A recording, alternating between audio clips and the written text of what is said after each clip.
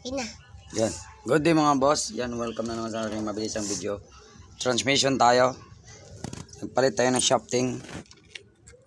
Dahil ito may alog na tumatama na siya. Tumatama na siya dito yung pinaka torque drive natin. Yan, yan.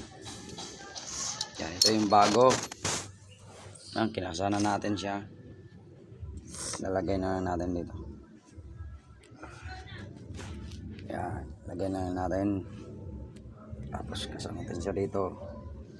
Ito yung nagpalit ng ng kasunod na lang yung ating oil seal.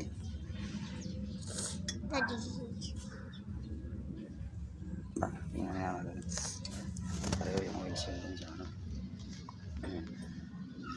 May oil seal ako doon .